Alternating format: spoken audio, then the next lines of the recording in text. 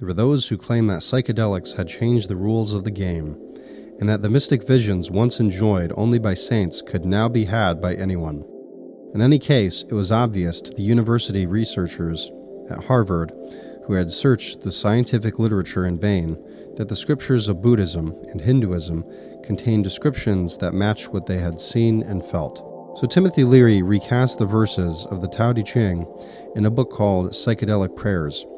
And in 1962, Timothy Leary, Ralph Metzner, and Richard Alpert adapted the Bardo Thadal, the Tibetan Book of the Dead, retranslated from Evans Wendt's Anglo-Buddhist to American Psychedelic, and the Psychedelic Experience, a manual based on the Tibetan Book of the Dead.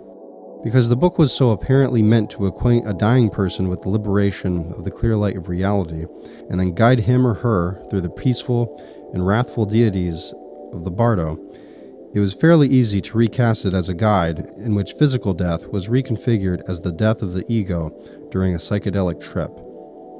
The Psychedelic Experience, published in 1964, went through 16 editions and was translated into 7 languages.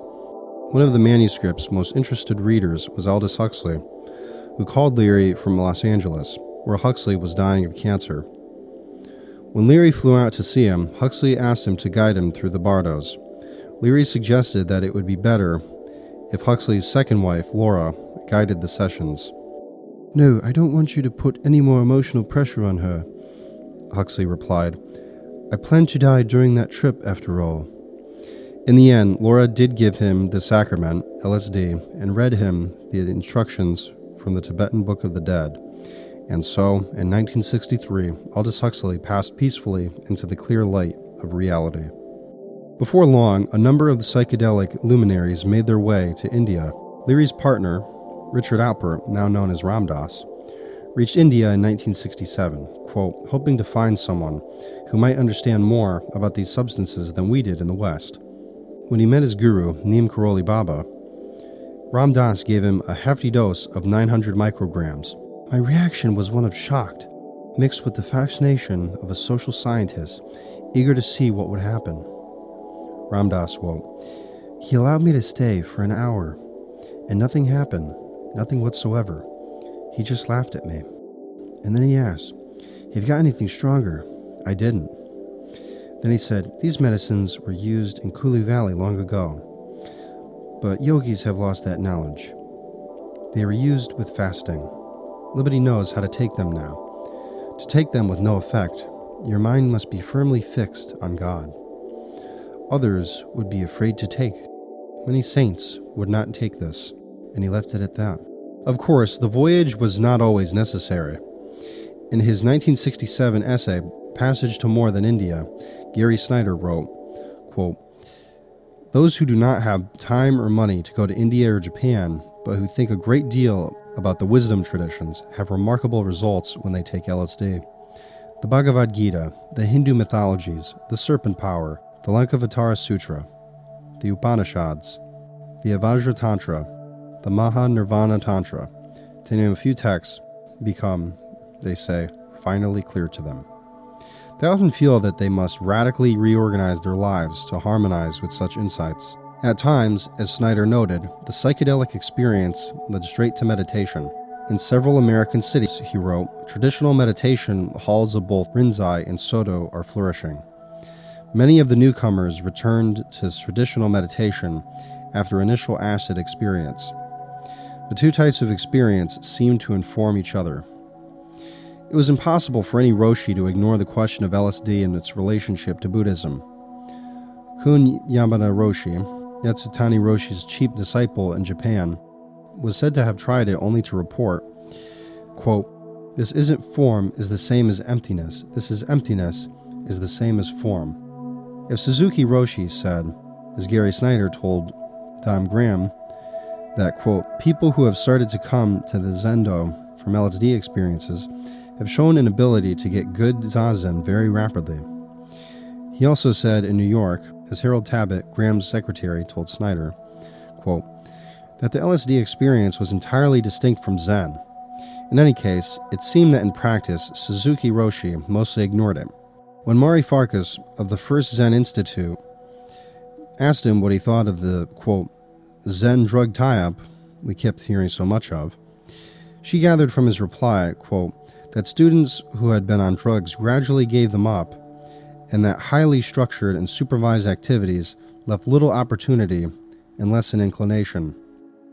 In New York, a student walked into the Zendo on acid, sat in his zafu until he felt enlightened enough to get off his cushion in the middle of zazen, then knelt in front of the teacher, Aidaroshi, rang the bell, and walked off nonchalantly into the small rock garden in back of the Zendo.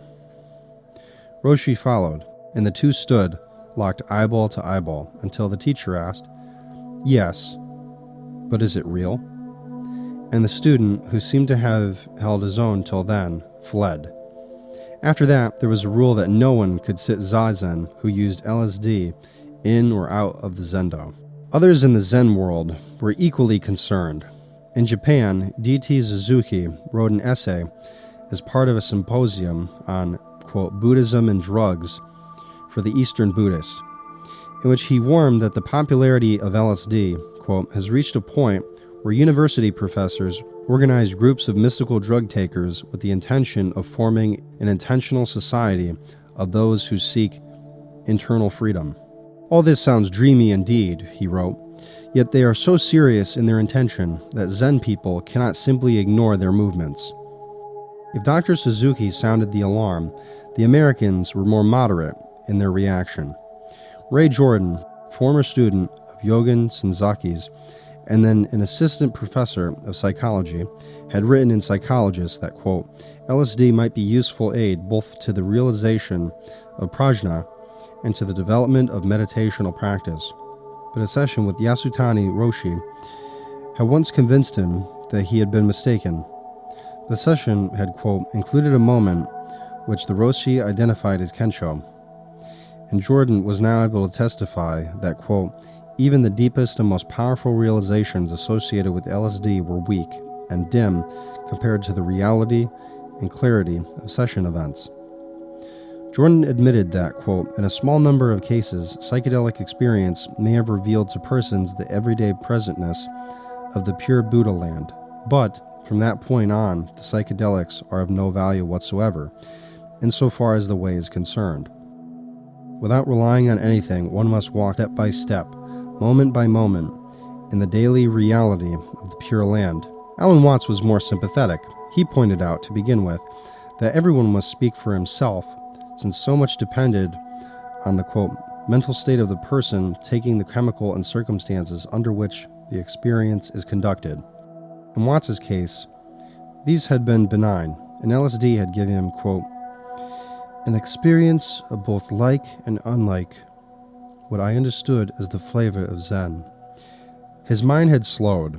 There were subtle changes in sense perception, and most importantly, quote unquote, the thinker had become confounded so that it realized, quote, that all the so-called opposites go together in somewhat the same way as the two sides of a single coin. This in turn had led to an experience of what Japanese Buddhists call Jijimuge, the principle of universal interpretation. But if one were not trained in yoga or Zen, warned Watts, this insight might lead one to believe either that, quote, you are a helpless victim of everything that happens to you, or that, like God, you are, quote, personally responsible for everything that happened. To go beyond this impasse, one needed either an attitude of profound faith or letting go to you know not what.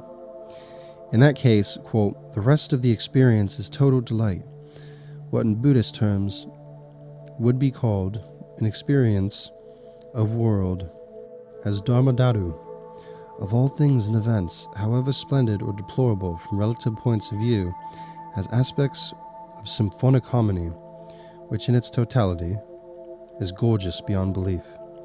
And yet the most interesting part of the experience for Watts was not this ecstatic and sublime state, but the moment of return to the ordinary state of mind. There, in the twinkling of an eye, lay the realization, quote, that so-called ordinary, everyday or ordinary consciousness is the supreme form of awakening, of Buddha's Anuttara Sammak Sambodhi. But this realization, remembered clearly enough, soon faded. It is thus, concluded Watts, that many of us who have experimented with psychedelic chemicals have left them behind, like the raft which you use to cross a river, and have found growing interest and even pleasure in the simplest practice of Zazen, which we perform like idiots, without any special purpose.